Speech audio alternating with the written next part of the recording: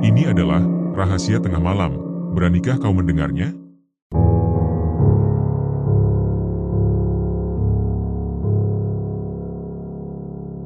Tahun 2005, telepon genggam itu berdering, membawa pesan yang terdengar biasa namun berat di hati. Kabar dari ayah selalu kutunggu-tunggu, tapi kali ini ada sesuatu yang terasa berbeda. Suara ayah terdengar tidak seperti biasanya, lemah, dengan jeda yang terasa panjang. Aku sudah bisa merasakan ada sesuatu yang tidak baik-baik saja, bahkan sejak kali pertama mendengar nada suaranya. Setelah beberapa kalimat pendek tentang kabar dan keseharian, percakapan kami terhenti sejenak, dan yang terdengar di ujung telepon hanyalah suara seseorang yang menahan tangis. Feelingku tidak salah. Ayah memang sedang tidak baik. Aku tahu ada sesuatu yang disembunyikan dariku. Ayah hanya berkata agar aku pulang jika ada waktu. Permintaan itu terdengar lebih seperti panggilan darurat yang terselubung dalam kata-kata biasa. Meski bekerja sambil kuliah di Jakarta membuatku sulit untuk pulang kapan saja, aku merasa kali ini harus pulang. Pikiranku pun mulai mencari cara agar aku bisa memenuhi permintaan ayah. Aku kuliah sambil bekerja paruh waktu sebagai pelayan di sebuah kafe di Jakarta Selatan. Gajinya cukup untuk menutupi biaya kuliah dan kebutuhan sehari-hari, namun tidak berlebih. Meski demikian, aku tidak ingin menambah beban bagi ayah yang hanya seorang sopir angkot di Jawa. Malam itu, aku meminta izin kepada pemilik kafe untuk mengambil cuti minggu depan. Syukurlah, dia mengizinkanku dengan mudah. Hari yang dinanti pun tiba.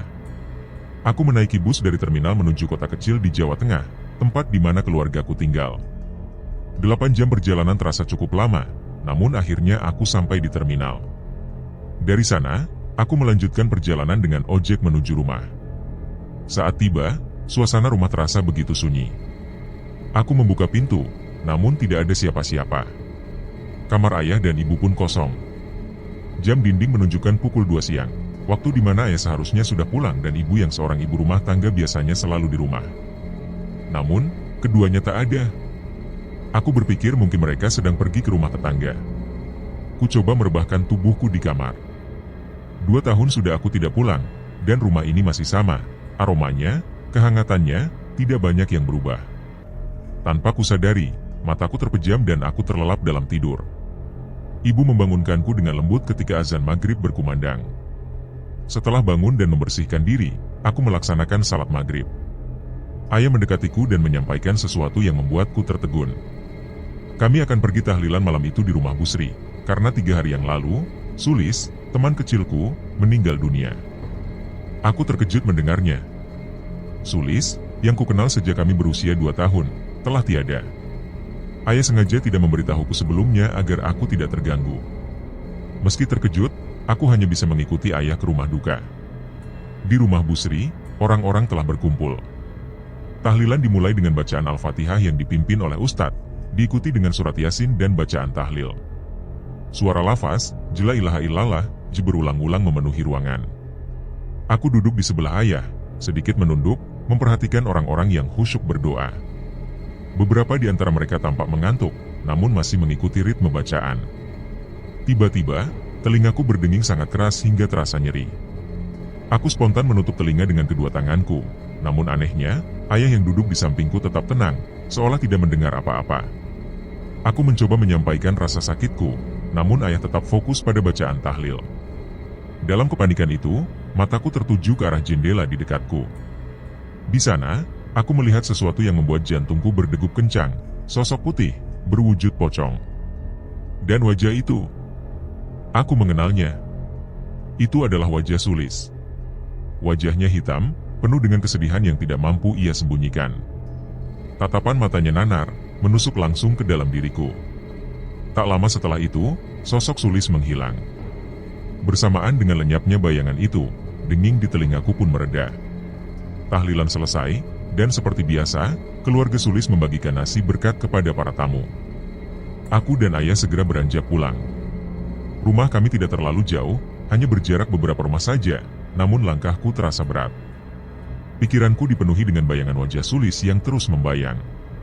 Setelah tiba di rumah, aku mulai membuka obrolan dengan bapak mengenai kematian Sulis. Aku ingin tahu penyebabnya, meskipun perasaan tidak nyaman sudah menghinggapiku sejak mendengar berita itu.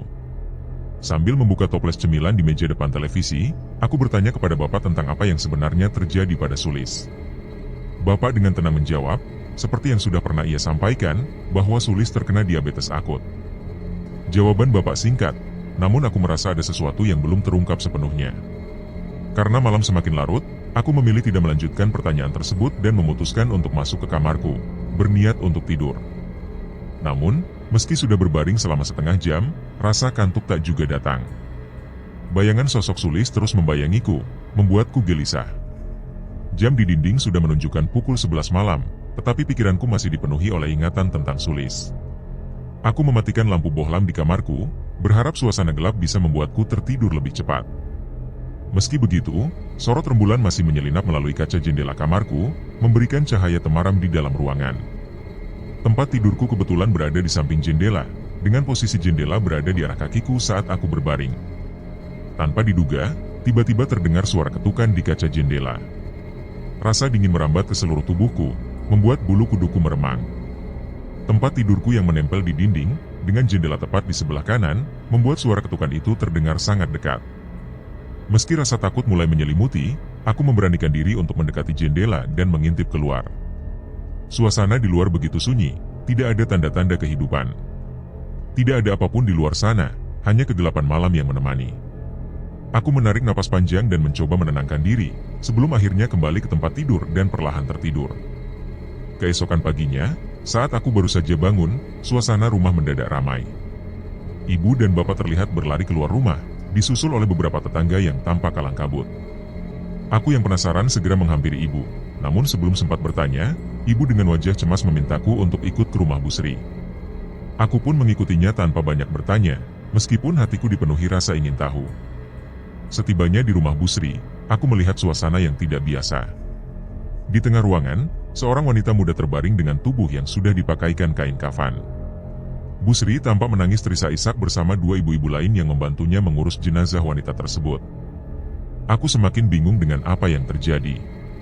Wanita itu bukanlah warga desa yang kukenal, namun jelas ada sesuatu yang serius tengah terjadi. Di ruangan itu, berkumpul sekitar 8 warga, termasuk aku, bapak, dan ibu. Di samping wanita yang dikafani, seorang mbah tua yang kukenali sebagai sesepuh desa, mulai merapal doa-doa dalam bahasa Jawa kuno.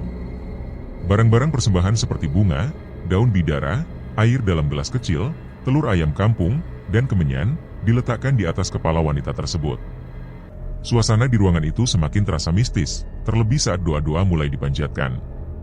Tiba-tiba, sesuatu menarik perhatianku. Di sebelah jenazah wanita itu, aku melihat bayangan sosok Sulis dalam wujud pocong, terbaring di sampingnya.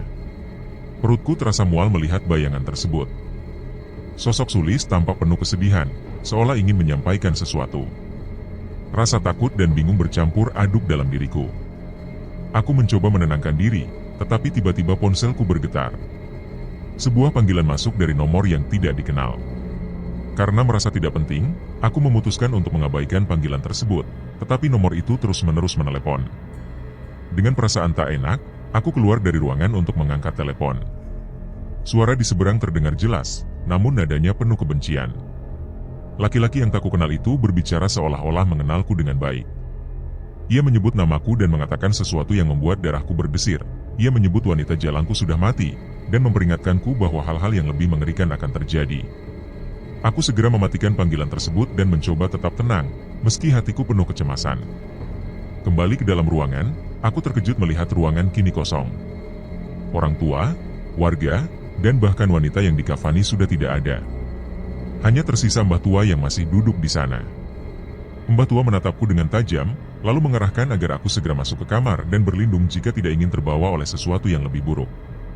Aku pun bergegas menuju kamar, di mana bapak sudah menunggu di pintu kamar, melambai kepadaku. Kami semua bersembunyi di kamar, sesekali mengintip ke ruang tengah yang sunyi. Tidak lama kemudian, terdengar suara teriakan wanita yang marah, membelah keheningan malam. Suara itu terdengar seperti datang dari tempat yang jauh, penuh amarah dan rasa sakit. Mbah tua yang masih berada di ruang tengah mulai menghardik balik, mengusir sesuatu yang tak terlihat. Ia berkata bahwa siapapun itu telah melanggar sumpahnya dan tidak seharusnya berada di sini. Kata-katanya penuh ancaman dan amarah, membuatku semakin merinding. Perasaan bahwa sesuatu yang mengerikan tengah terjadi di luar sana semakin kuat. Aku hanya bisa berdoa dalam hati, berharap semua segera berakhir dan tidak ada yang lebih buruk terjadi. Kami semua mengintip dengan rasa penasaran yang tak tertahankan melalui celah pintu. Di hadapan kami, sosok wanita yang telah dikafani tampak melayang, mengeluarkan suara raungan penuh amarah. Wajahnya dipenuhi kebencian, seolah hendak menyerang seorang mbah tua yang berada di tengah ruangan. Namun, setiap kali wanita itu mencoba mendekat, ia selalu terpental mundur ketika mbah tua mengarahkan sebuah benda yang tampak seperti tasbih ke wajahnya. Meski demikian, aku yakin benda itu bukanlah tasbih biasa. Wanita itu semakin tidak gentar, justru tubuhnya terus membesar, hingga tingginya hampir menyentuh langit-langit rumah. Mbah tua semakin ketakutan melihat ruangan tengah yang kini sudah berantakan. Bapak, yang juga merasa cemas, berusaha memanggil mbah tua dari celah pintu kamar, memberi isyarat agar segera mendekat. Mbah tua pun berlari ke arah kami, dan begitu ia berhasil masuk ke dalam kamar, Bapak langsung mengunci pintu rapat-rapat. Sesaat, suasana menjadi hening. Raungan wanita itu tak lagi terdengar. Perlahan, Bapak membuka pintu sedikit dan mengintip keluar. Ruangan tengah tampak kosong, tak ada lagi tanda-tanda kehadiran sosok wanita tersebut. Namun, ketenangan itu hanya sekejap. Tiba-tiba, suara teriakan wanita kembali menggema, mengejutkan kami semua. Dengan wajah yang merah menyala, urat-uratnya menonjol, matanya melotot, dan darah mengalir deras dari mulutnya. Wanita itu mendekatkan wajahnya tepat di depan Bapak.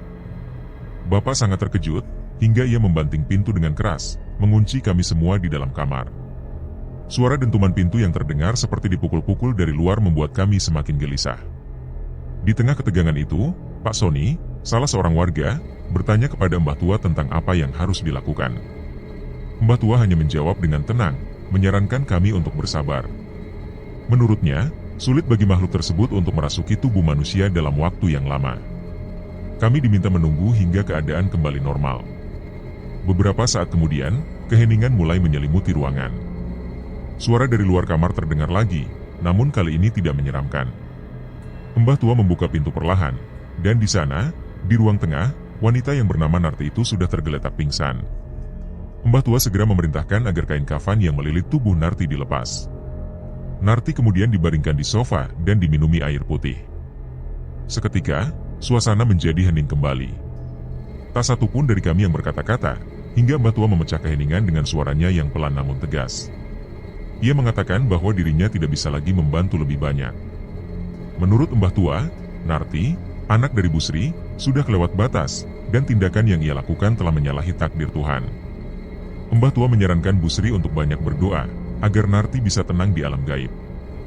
Busri hanya bisa mengangguk pasrah, dengan wajah yang penuh kesedihan. Kami semua mulai membubarkan diri. Mbah Tua menggendong Narti yang masih belum sepenuhnya sadar. Ketika aku sampai di rumah, aku mencoba membuka obrolan dengan ibu yang sedang sibuk menyiapkan masakan di dapur. Aku bertanya kepada ibu tentang apa yang sebenarnya terjadi pada Sulis, teman masa kecilku. Aku ingin tahu bagaimana Sulis bisa sampai mengalami kejadian yang begitu mengerikan. Awalnya, ibu tampak enggan untuk bercerita, namun karena aku terus mendesak, akhirnya ia mulai membuka sedikit demi sedikit tentang apa yang sebenarnya terjadi. Sulis, katanya, adalah teman dekatku sejak kecil. Kami sudah bersama sejak usia 2 tahun. Bahkan, dulu ibu dan Busri, Ibu Sulis, sempat berencana untuk menjodohkan kami ketika kami dewasa nanti. Tidak hanya karena kami tumbuh bersama, tetapi juga karena ibu dan Busri adalah sahabat karib sejak duduk di bangku SMP. Sulis, gadis manis dengan mata kecil dan hidung mancung, serta lesung pipit yang menawan, selalu menjadi kebanggaan ibu. Harapan ibu waktu itu adalah agar Sulis bisa menikah dengan aku, anaknya, setelah aku lulus kuliah di Jakarta. Namun, seiring berjalannya waktu, hubungan kami mulai renggang. Kesibukan masing-masing membuat kami jarang berkomunikasi. Aku jarang pulang, sementara Sulis mulai bekerja di sebuah koperasi di rumah sakit daerah. Pada tahun 2004, ibu dan Busri sempat berdiskusi tentang rencana melamarkan Sulis untukku setelah aku lulus. Namun, di awal tahun 2005, berita mengejutkan datang dari desa. Sulis dikabarkan tertangkap basah sedang bersama seorang pemuda di sebuah gubuk di tengah sawah. Meskipun demikian, Sulis bersikeras bahwa mereka tidak melakukan tindakan asusila. Dia mengaku hanya berbincang santai dengan pemuda itu sambil menikmati angin malam di sawah. Desas-desus tersebut dengan cepat menyebar di desa. Sulis mulai dijauhi oleh orang-orang sekitar, meskipun Busri selalu membela anaknya. Sejak saat itu, Sulis jarang keluar rumah, kecuali untuk berangkat dan pulang kerja. Bahkan Bu Sri pun menarik diri dari pergaulan, sementara suaminya, Pak Rizwan, bersikap seolah tidak ada yang terjadi. Suatu malam, ketika Pak Rizwan sedang ronda bersama beberapa warga, ia terlibat perdebatan dengan Pak Edi, salah seorang warga. Pak Edi, dengan sinis, menyebut anak Pak Rizwan sebagai wanita jalang yang tidak punya harga diri. Mendengar hal itu, Pak Rizwan naik pitam dan terjadi perkelahian di antara keduanya. Pak Rizwan, dengan penuh amarah, berteriak bahwa anaknya hanya menjadi korban fitnah orang-orang yang iri. Malam itu, suasana desa penuh dengan ketegangan. Banyak warga yang menyaksikan perdebatan sengit di antara mereka. Setelah berhasil dipisahkan oleh para warga, Pak Rizwan segera bergegas pulang dengan perasaan marah. Sesampainya di rumah, tanpa basa-basi, dia mendesak anaknya, Sulis, untuk berbicara tentang kabar yang tersebar di desa. Sulis, dengan wajah ketakutan, hanya bisa menggelengkan kepala dan berusaha menjelaskan bahwa dirinya tidak melakukan hal buruk yang dituduhkan warga. Namun, tekad Pak Rizwan sudah bulat. Ia ingin membersihkan nama keluarganya dari fitnah yang membuat mereka merasa tidak memiliki harga diri lagi di mata masyarakat. Esok harinya, Sulis harus menjalani sumpah pocong agar warga berhenti mempermalukan keluarganya. Kabar tentang Sulis yang akan melakukan sumpah pocong dengan cepat menyebar ke seluruh penjuru desa. Banyak warga yang menentang keputusan ini, karena sumpah pocong bukanlah hal yang bisa dianggap remeh. Jika bersumpah palsu, dipercaya bahwa hukuman yang datang akan sangat berat. Pak Rizwan tetap teguh pada keputusannya. Amarahnya memuncak sejak perdebatan sengit dengan Pak Edi, yang ucapannya begitu menyakitkan. Hari yang dinanti pun tiba, tepat pada Kamis sore. Warga mulai berkumpul di Masjid An-Nur, yang masih berada dekat dengan lingkungan rumahku. Aku dan suamiku turut hadir menyaksikan ritual tersebut. Sulis sudah terbaring di dalam masjid, tubuhnya dibalut kain kafan, didandani layaknya pocong. Di sana hadir Mbah Gandon, seorang sesepuh desa, yang siap membimbing jalannya sumpah pocong. Pak Ustadz juga hadir mendampingi. Bu Sri, Ibu Sulis, terlihat sangat ragu dan tidak tega melihat anaknya terbaring dalam kain kafan. Namun, ia tidak mampu melawan kehendak suaminya yang keras kepala. Sumpah pocong dimulai dengan Mbah Gandon dan Pak Ustadz memberikan ceramah singkat mengenai tujuan ritual tersebut, yaitu untuk meluruskan kabar buruk yang telah tersebar di masyarakat tentang Sulis. Setelah itu, Pak Ustadz mulai melantunkan ayat-ayat suci Al-Quran, lalu meletakkan Al-Quran di atas wajah Sulis yang terbaring kaku. Pak Ustadz kemudian meminta Sulis untuk menyampaikan kebenaran yang sesungguhnya. Dengan suara yang lantang, Sulis bersumpah bahwa dirinya tidak pernah melakukan zina ataupun perbuatan asusila di gubuk tengah sawah. Dia mengakui kesalahannya karena berpacaran di tempat tersebut dan mengundang kecurigaan warga, namun menegaskan bahwa dirinya tidak melakukan tindakan yang melampaui batas. Sulis pun bersumpah, jika apa yang diucapkannya adalah dusta, maka ia siap mati dalam keadaan mengenaskan, dan arwahnya akan bergentayangan, mengganggu keluarga serta orang-orang terdekatnya. Selesai mengucapkan sumpahnya, suasana di dalam masjid terasa semakin tegang. Warga mulai berbisik-bisik, saling membicarakan apa yang baru saja mereka dengar. Mbah Gandon hanya terdiam, tidak mengucapkan sepatah kata pun. Sementara itu, Pak Rizwan dan Bu Sri terlihat lesu, seolah menyadari bahwa mereka pun ragu akan kebenaran sumpah yang diucapkan anak mereka. Meskipun sumpah pocong sudah dilakukan, warga desa tetap tidak percaya. Bahkan, desas-desus baru mulai bermunculan, menyebut bahwa Sulis sedang hamil. Desas-desus ini semakin menguat ketika seorang tetangga yang rumahnya bersebelahan dengan rumah Sulis mengaku mendengar percakapan antara Sulis dan Bu Sri. Dalam percakapan itu, Sulis meminta maaf kepada ibunya karena dia sebenarnya telah melakukan zina dan kini sedang mengandung. Kabar tersebut menyebar dengan cepat, memperburuk keadaan. Sulis akhirnya berhenti bekerja, dan rumah keluarganya tampak selalu sepi. Pak Rizwan dan Bu Sri juga tak pernah lagi terlihat di luar rumah, meski warga tahu mereka masih ada di dalam. 3 bulan kemudian, pada tengah malam, aku dikejutkan oleh suara pintu rumah yang digedor-gedor dengan keras. Aku dan suamiku segera bergegas ke depan dan menemukan Putri, adik Sulis, yang menangis terseduh-seduh, memohon pertolongan. Putri memberitahukan bahwa Sulis sakit keras. Tubuhnya telah lumpuh total, hanya bisa terbaring di atas ranjang. Matanya selalu melotot, sementara borok menyebar di sekujur tubuhnya, mengeluarkan bau busuk. Anehnya, perut Sulis semakin membuncit karena janin yang dikandungnya terus berkembang. Bu Sri memohon agar kami mengantarkan Sulis ke rumah sakit, karena saat itu hanya keluargaku yang memiliki mobil. Tanpa berpikir panjang, aku dan suamiku segera membawa Sulis ke rumah sakit. Di perjalanan, Sulis terlihat seperti mayat hidup. Matanya terbuka, napasnya masih terdengar, namun dia tidak bisa berbicara ataupun bergerak. Bau busuk dari tubuhnya begitu menyengat, membuat perjalanan terasa semakin mencekam. Sesampainya di rumah sakit, Sulis langsung ditangani oleh dokter. Setelah 3 jam menunggu, dokter memberikan kabar bahwa Sulis menderita diabetes akut, yang menyebabkan tubuhnya terluka dan bernanah. Setelah dirawat selama 1 hari, Sulis akhirnya menghembuskan napas terakhirnya. Beruntung, menurut dokter, janin di dalam kandungannya belum memiliki nyawa, sehingga tidak ada yang perlu dikhawatirkan dari segi hukum agama. Kematian Sulis membuat Bu Sri dan Pak Rizwan sangat terpukul. Namun, warga desa yang datang melayat justru saling berbisik, membicarakan tragedi ini. Mereka mengatakan bahwa kematian Sulis adalah bukti dari kedustaan sumpah pocong yang dilakukannya. Sebagian warga bahkan dengan sinis menganggap bahwa Sulis telah mendapat karmanya, karena berani bersumpah palsu. Sulis dimakamkan pada malam hari, sebagaimana adat yang biasa dilakukan di keluarganya. Malam itu juga, keluarga Sulis mulai mengadakan tahlilan yang berlangsung hingga 7 hari ke depan. Di hari keempat setelah kematiannya, Kidung, seorang kerabat, memutuskan untuk pulang kampung.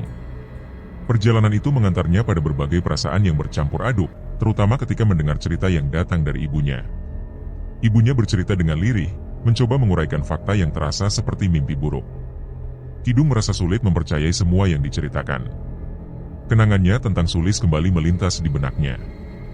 Dulu, saat mereka masih di SMK, Kidung sempat menyimpan perasaan pada Sulis. Namun, perasaan itu perlahan memudar ketika ia memulai kehidupan barunya di Jakarta. Setelah mendengarkan cerita ibunya, Kidung masuk ke kamar dan mencoba menenangkan pikirannya dengan memeriksa ponselnya. Di sana, ia menemukan nomor tak dikenal yang sebelumnya sempat menelepon. Ketika mencoba menghubungi nomor tersebut, ia mendapati bahwa nomor itu sudah tidak aktif. Kidung merasa penasaran siapa laki-laki misterius yang sebelumnya mengancamnya melalui telepon. Sementara itu, di tempat lain, Bu Sri, ibu Sulis, tenggelam dalam duka yang mendalam.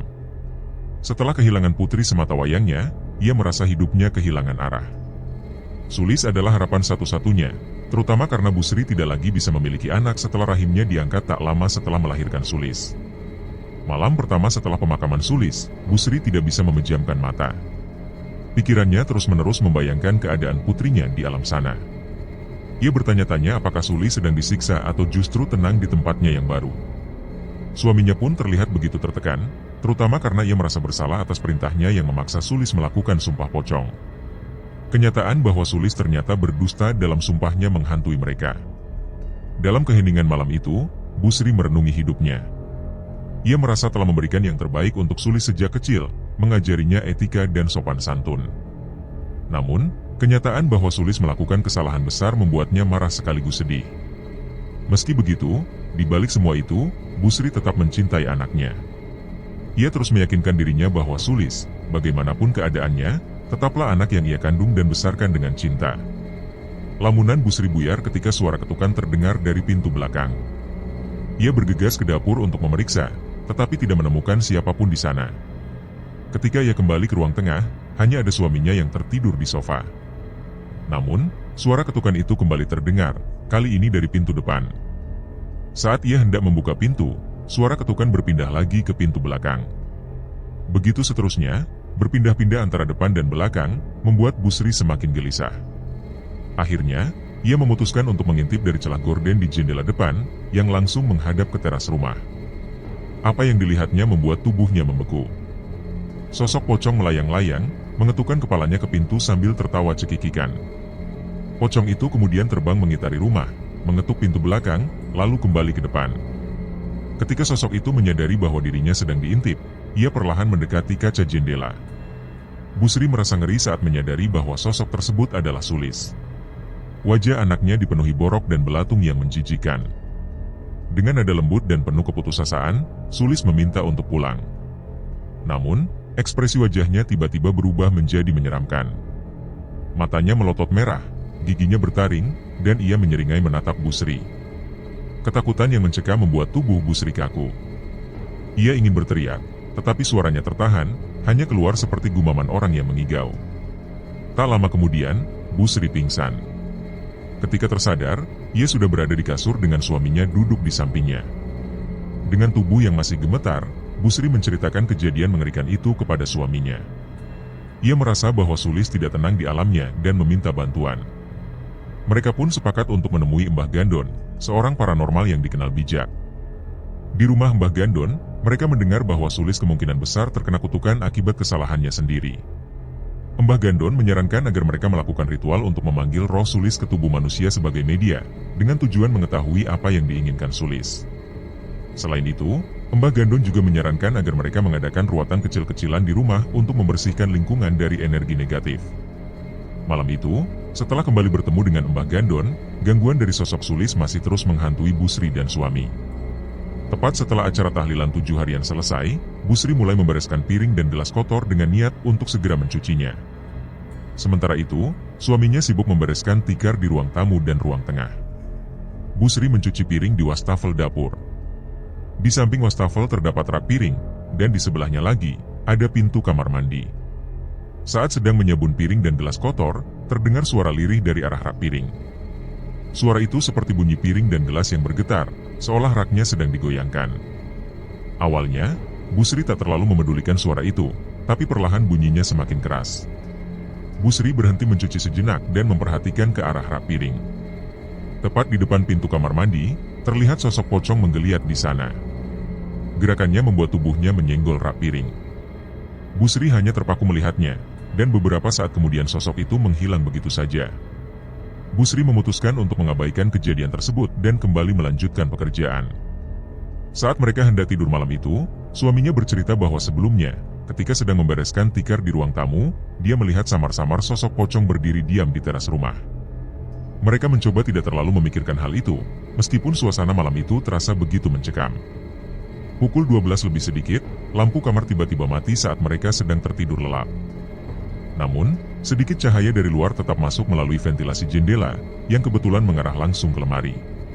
Tanpa sengaja, mata Bu Sri tertuju ke atas lemari. Bu Sri melihat sosok Sulis sedang duduk di sana. Kakinya bergoyang-goyang perlahan, menciptakan suasana yang begitu mengerikan. Dengan tubuh gemetar, Bu Sri membangunkan suami sambil menunjuk ke arah lemari. Suami Bu Sri segera mengambil senter dari laci meja di samping ranjang, lalu menyorotkan cahayanya ke atas lemari. Anehnya, saat cahaya senter menerangi tempat itu, sosok Sulis tak terlihat. Namun, ketika senter dimatikan, sosok itu kembali muncul. Dengan emosi, suami Bu Sri mendekati lemari, tapi sosok itu perlahan menghilang dan berpindah ke pojok kamar, dekat pintu. Suami Bu Sri mendekat lagi, namun sosok itu berpindah dengan cepat ke ranjang, tepat di samping Bu Sri. Bu Sri berteriak keras, sementara suaminya hanya berdiri terpaku di dekat pintu, tampak tak mampu berbuat apa-apa. Sosok itu tetap berada di ranjang selama beberapa saat, membuat suasana semakin menakutkan. Bu Sri menutup wajahku dengan kedua tangan, tak berani menoleh lagi. Lalu, suara lirih dan penuh kepedihan terdengar dari sosok itu. Dia berkata bahwa dia ingin pulang, tak ingin menjadi pocong, diakhiri dengan tawa cekikikan yang mengerikan. Setelah itu, sosoknya menghilang, namun bau busuk menyengat menyeruak dari kasur. Bekas tanah basah yang kecoklatan juga tampak di tempat dia berbaring. Pagi harinya, Bu Sri segera merendam sprei dengan air sabun, dan niatnya semakin bulat untuk mengikuti saran Mbah Gandon. Bersama Mbah Gandon, mereka melaksanakan ritual untuk membantu arwah Sulis. Dalam ritual itu, Mbah Gandon menggunakan putrinya, Narti, sebagai medium. Narti memang telah terlatih untuk menjadi perantara. Di tengah ritual, Bu Sri melihat Kidung berada di sana, menyaksikan prosesi tersebut. Bu Sri agak terkejut, karena baru mengetahui bahwa dia sedang pulang kampung. Ternyata, semalam dia juga menghadiri tahlilan, meski Bu Sri tak memperhatikannya karena kesibukannya di dapur. Bu Sri teringat Sulis pernah bercerita tentang perasaannya kepada Kidung. Namun, sejak Kidung kuliah di Jakarta, sikapnya berubah menjadi dingin, seperti orang asing. Setelah ritual selesai, beberapa hari kemudian, keluarga Bu Sri mengadakan ruatan. Tarup kecil didirikan di halaman rumahnya, lengkap dengan gunungan buah dan sayuran. Acara itu dihadiri warga desa, meskipun aib tentang Sulis masih menjadi bahan perbincangan hangat. Dalam acara tersebut, Bu Sri dan suaminya meminta maaf kepada seluruh warga atas perbuatan anak mereka yang telah mencoreng nama baik keluarga. Acara ditutup dengan doa bersama yang dipimpin oleh Mbah Gandon, memohon agar arwah Sulis tenang di alam sana. Setelah acara usai, satu persatu warga mulai membubarkan diri. Namun, Mbah Gandon masih berada di ruang tamu, terlihat sedang berbincang dengan Bu Sri dan Pak Riswat. Malam itu, ketika aku bersiap untuk tidur, suasana terasa begitu hening. Awalnya, aku berbaring menghadap tembok, miring ke kanan, tetapi kemudian aku membalikkan badan ke kiri. Betapa terkejutnya aku ketika melihat sosok Sulis terbaring di sampingku. Matanya menatap nanar ke arahku, dengan wajah yang dipenuhi borok dan belatung. Bau busuk yang begitu menyengat menguar dari tubuhnya, membuatku hampir kehilangan kendali. Aku berusaha tetap tenang meskipun tubuhku gemetar. Dengan perlahan, aku duduk, mencoba menenangkan diri. Namun, sosok itu tetap berada di sana, tak beranjak sedikit pun. Aku mencoba menguatkan hati, berbicara dalam hati untuk mengungkapkan perasaanku. Aku merasa sudah cukup ikhlas dengan kepergian Sulis, memohon agar dia bisa tenang di alamnya. Aku meminta maaf atas segala kesalahanku, dan berharap dia pun telah memaafkanku. Saat itu, aku tidak berani menoleh ke arah kiri, memilih untuk menatap lurus ke depan. Beberapa detik kemudian, sosok tersebut menghilang. Namun, ketika aku merasa lega, dari pantulan cermin lemari di hadapanku, aku melihat Sulis berdiri di belakangku. Bayangan tubuhnya begitu jelas terlihat di cermin, menambah kengerian malam itu. Dengan gemetar, aku membaca ayat-ayat suci yang kuingat. Namun, sesuatu yang tak kusangka terjadi. Sosok Sulis menirukan bacaan itu dengan suara yang lebih lantang dan lebih fasih dariku. Tawanya kemudian menggema, menambah kepanikan yang semakin sulit aku tahan. Aku merasa tidak sanggup lagi bertahan di kamar itu. Dengan langkah terburu-buru, aku berlari keluar dan mengetuk pintu kamar orang tuaku dengan keras. Dalam keadaan gelagapan, aku menceritakan apa yang baru saja terjadi. Orang tuaku segera mengajakku kembali ke kamar untuk memeriksa keadaan. Ketika kami tiba di kamar, sosok itu sudah tidak ada lagi. Namun, bau busuk masih tersisa, dan di lantai tampak bekas tanah basah yang berserakan. Malam itu, aku bersyukur karena itu menjadi pengalaman pertama dan terakhirku diganggu oleh Sulis. Kata ibuku, sosok Sulis juga sudah tidak pernah lagi mengganggu kedua orang tuanya. 2 hari setelah kejadian itu, aku memutuskan kembali ke Jakarta. Meski begitu, hampir setiap hari aku menelepon orang tuaku untuk memastikan keadaan mereka baik-baik saja. Berbulan-bulan kemudian, kabar tentang Sulis semakin jarang terdengar. Orang tua Sulis dikatakan telah kembali hidup dengan lebih baik. Aib yang sempat menimpa mereka perlahan memudar, seperti tertiup angin waktu. Desa pun kembali tenang, suasana nyaman yang dulu ada mulai terasa lagi. Tentang siapa laki-laki yang sempat meneleponku saat ritual di rumah Sulis, aku sendiri tidak tahu. Aku memilih untuk tidak memikirkannya lebih jauh, karena hingga saat ini aku baik-baik saja. Kehidupan terus berjalan, dan aku percaya bahwa semuanya telah berakhir seperti seharusnya.